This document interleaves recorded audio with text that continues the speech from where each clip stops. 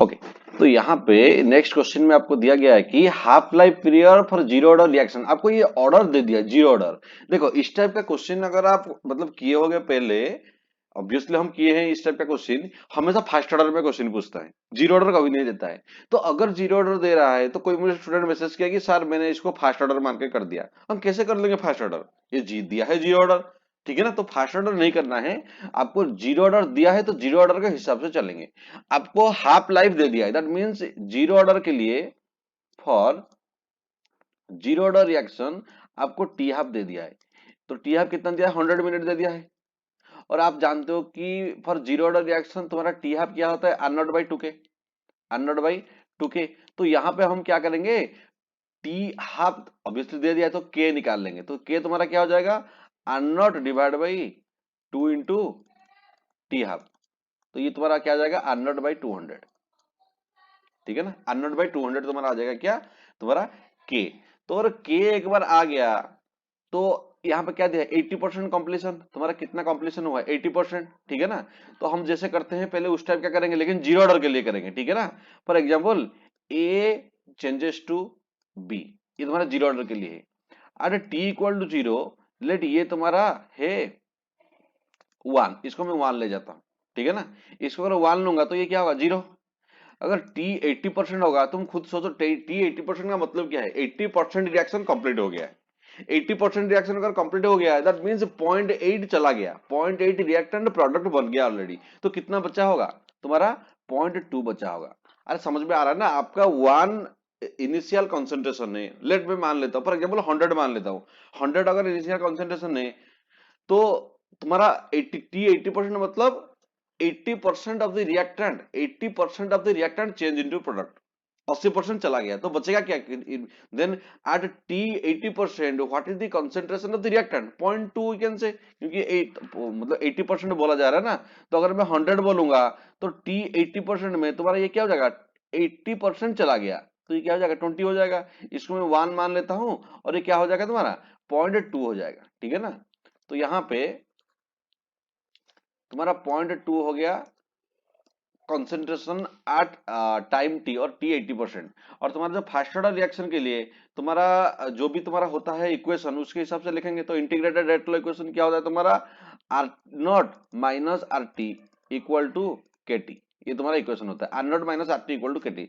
Are naught में place put कर दो, आर नॉट क्या है तुम्हारा, इनिशियल कॉन्सेंट्रेशन ऑफ रिएक्टेंट, तो आई कैन से 1।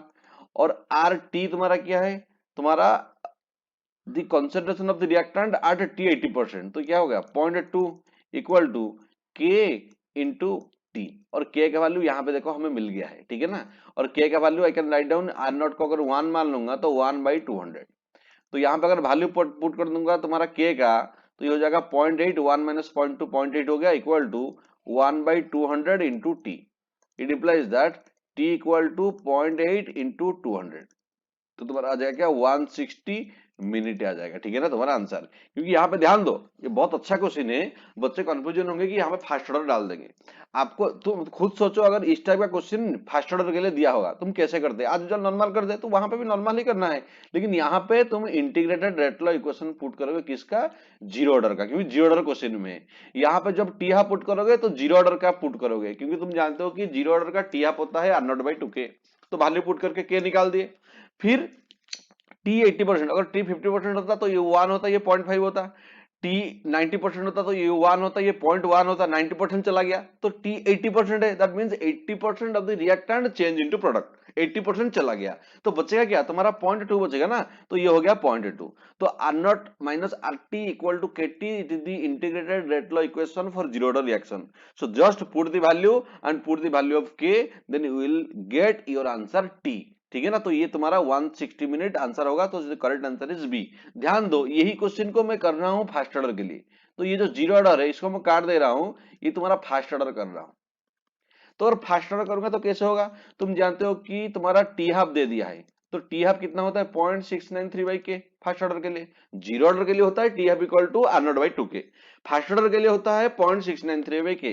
तो it implies that K equal to 0.693 divide by 100, ये तुम्हारा के वैल्यू आ गया। फिर अगर फर्स्ट ऑर्डर का मैं integrated rate law equation put करूंगा, t equal to 2.303 by k log R not minus R T. ये तुम्हारा इंटीग्रेटेड रेट लॉ इक्वेशन होता है फर्स्ट ऑर्डर के लिए। वहां पे क्या होता है R not minus R T equal to के टी। यहाँ पे integrated rate law equation t equal to 2.303 by k log R not by R t. तो यहाँ पे अगर तुम वैल्यू पुट कर दोगे सारा का सारा, देखो ए चेंजेस टू बी। अगर t इक्वल टू 0 लोगे दैट मीन्स ये पहले 1 था ये 0 था। अगर t इक्वल टू मैं 80% बोलूंगा दैट मीन्स ये क्या हो जाएगा 0.2 हो जाएगा, ये 0.8 हो जाएगा, ये 0.8 चला गया, 80% प्रोडक्ट हो गया, बाकी बच्चा क्या तुम्हारा 0.2 ना, यही तुम्हारा होता है आरटी, यही होता है आरटी, और ये तुम्हारा होता है क्या आर नॉट। तो वैल्यू पुट कर दो, जस्ट पुट दी वैल्यू।